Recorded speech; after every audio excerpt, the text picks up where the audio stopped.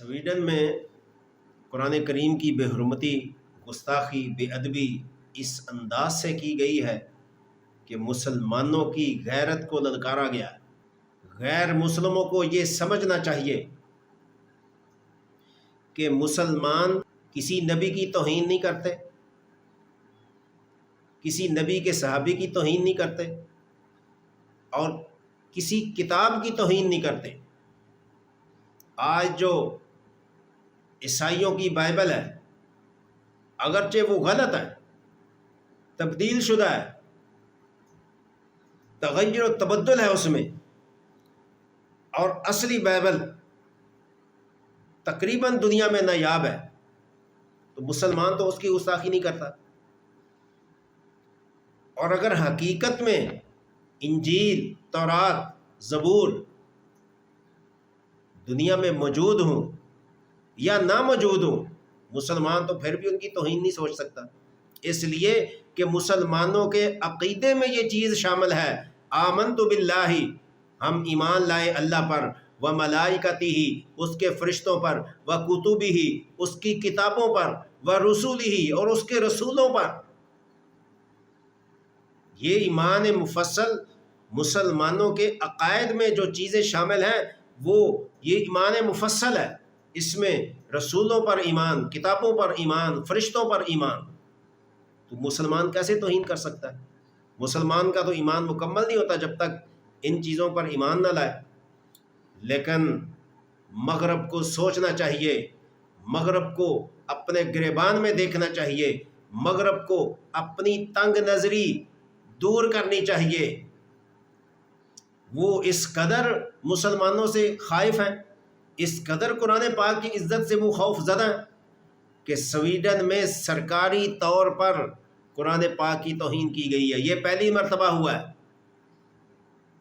کہ سرکاری طور پر قرآن پاک کی توہین کی گئی ہے، اور اس انداز میں توہین کی گئی ہے کہ ہم تو ان الفاظ کو زبان پر نہیں لا سکتے۔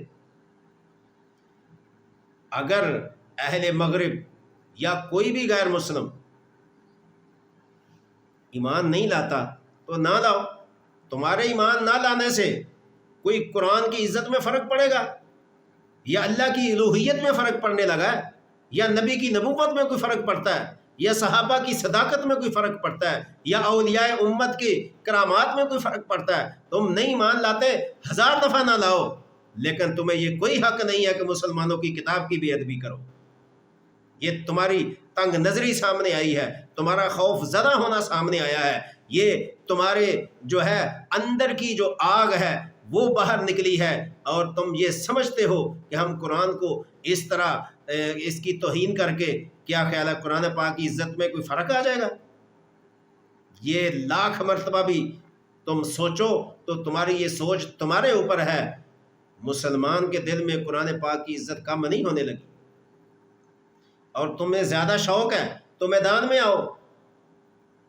قرآن پاک کی صداقت اور قرآن پاک کی عظمت اگر تم سمجھنا چاہتے ہو، دیکھنا چاہتے ہو، تو میدان میں آؤ۔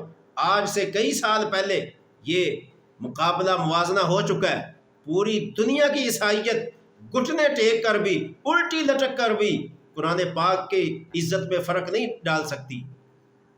جاؤ شاہ عبدالعزیز محدث دہلوی کے کارنامے پڑھو جا کر۔ جب ایک پادری ان کے مقابلے میں آیا تھا، اس نے کہا تھا میں اپنی بائبل کو آگ میں ڈالتا ہوں، مسلمان اپنے قرآن کو آگ میں ڈالیں، تو شاہ عبدالعزیز محدث دہلوی رحمۃ اللہ علیہ میدان میں آئے تھے، حالانکہ آنکھوں سے ان کی بینائی جا چکی تھی، حالانکہ زندگی کے اس موڑ پر تھے کہ ذوف ان کے اوپر غالب تھا۔ 2 آدمیوں نے پکڑ کر وہ میدان میں لے کر گئے اور اس پادری کی للکار کا جواب دیا۔ دیکھو اس کارنامے کو، تمہاری غیرت، تمہاری عزت تو ڈوب جانی چاہیے اس ایک واقعے کو دیکھ کر۔ ہزاروں سال بعد نبی کا ایک امتی، ایک غلام، اس کی کرامت یہ ہے، تم کیا سمجھتے ہو کہ قرآن پاک کوئی لاوارث چیز ہے؟ تو جب شاہ عبدالعزیز میدان میں آیا تو پادری کی للکار کا جواب دیا۔ اس نے کہا کہ پادری جی یہ بات نہیں بنتی، یہ کتاب بھی اللہ کی ہے، اللہ کے نبی پر نازل ہوئی ہے، قرآن پاک بھی ہمارے نبی پر نازل ہوا ہے، یہ کتابوں کو آگ میں ڈالنے کا تو کوئی تک سمجھ میں نہیں آتا۔ لہٰذا تو بھی آگ میں جا، میں بھی آگ میں جاتا ہوں، پتہ چل جائے گا جس کی کتاب سچی ہوگی وہ بچ جائے گا، جس کی جھوٹی ہوگی وہ جل جائے گا۔ تمہیں تو اس بات سے ہی شرم آ جانی چاہیے تھی۔ تو پادری نے کہا نہ نہ، میں نے تو کتاب کی بات کی ہے، اپنے آپ کی بات نہیں کی، اس لیے میں نے کتاب کو تو مسالہ لگایا ہوا تھا، جسم کو تو میں نے مسالہ نہیں لگایا۔ یہ تمہاری اوقات ہے، یہ تمہاری اندرونی کہانی ہے، یہ تمہاری عزت ہے۔ بھرے مجمع میں تمہیں جب شکست ہوتی ہے، پڑھو بایزید بستامی رحمۃ اللہ علیہ کا واقعہ، جہاں لاکھوں عیسائیوں نے محمد الرسول اللہ صلی اللہ علیہ وسلم پر جب اس نے سوال کیے تھے پادری نے، تو بایزید نے سارے سوالوں کا جواب دیا۔ آخر میں بایزید بستامی نے ایک سوال کیا کہ بتاؤ جنت کی چابی کس کے پاس ہے؟ جاؤ دیکھو، تم اپنے اس پادری کو قبر سے نکال کر پوچھو اس سے کہ تمہیں اس کا جواب کیوں نہیں آیا تھا۔ وہ لاجواب ہو کر بیچارہ سکتہ طاری ہو گیا اس کے اوپر، اور اس کے ماننے والے جتنے عیسائی تھے وہ اس کو جھنجھوڑنے لگے، اس کی غیرت کو جگانے لگے اور اس کا گریبان پکڑنے لگے، کہنے لگے تم نے اتنے سوال کیے، یزید بستامی نے سب کا جواب دیا اور تم سے ایک سوال ہوا، تم اس کا جواب کیوں نہیں دیتے؟ تو اس نے کہا مجبور ہو کر، لاچار ہو کر، جب اس نے دیکھا میں کسی طرف سے بچ نہیں سکتا، تو اس نے کہا جنت کی چابی تو محمد الرسول اللہ ہے صلی اللہ علیہ وسلم۔ جب اس نے کہا جنت کی چابی محمد الرسول اللہ ہے، تو اسی وقت اسی مجمع میں پادری سمیت لاکھوں عیسائیوں نے محمد عربی کا کلمہ پڑھ کے اسلام کو قبول کر لیا۔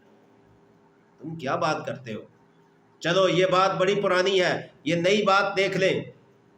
یہ مہینے 2 مہینے کی بات ہوگی، ساؤتھ افریقہ میں جس عیسائی پادری کو خواب کے ذریعے سے سفید لباس کا اشارہ ہوا، اور وہ پادری اپنے 1 لاکھ سے زیادہ عیسائیوں کے ساتھ مسلمان ہو کر اس مرتبہ حج پر بھی گیا۔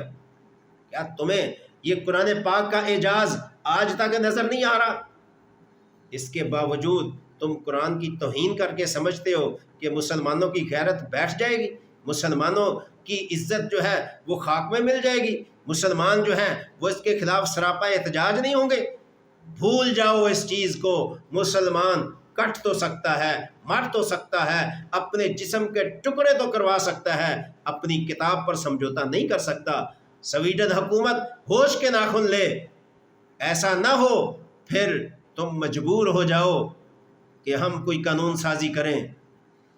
یہ مسلمان ہیں، ہزاروں سال بعد محمد عربی صلی اللہ علیہ وسلم کے غلاموں کے اندر اللہ کے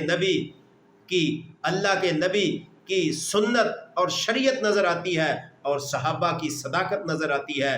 اور اگر تم نہیں مانو گے تو پھر کوئی بات نہیں، تم ایمان نہیں لاتے تو تمہارے ایمان نہ لانے سے کون سا آسمان گر رہا ہے یا زمین پھٹ رہی ہے؟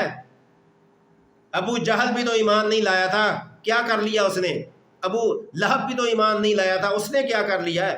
فرعون بھی تو خدا بن رہا تھا، کیا اس نے خدا کا بگاڑ لیا ہے؟ نمرود بھی تو اپنی بادشاہی میں اکڑ رہا تھا، اس نے کیا کر لیا ہے؟ شداد، ہارون، قارون، یہ جتنے بھی تھے یہ سارے اپنی بادشاہت اور دنیا میں لت پت تھے، کیا بگاڑ لیا انہوں نے؟ اسلام کا یا اللہ کے نبیوں کا؟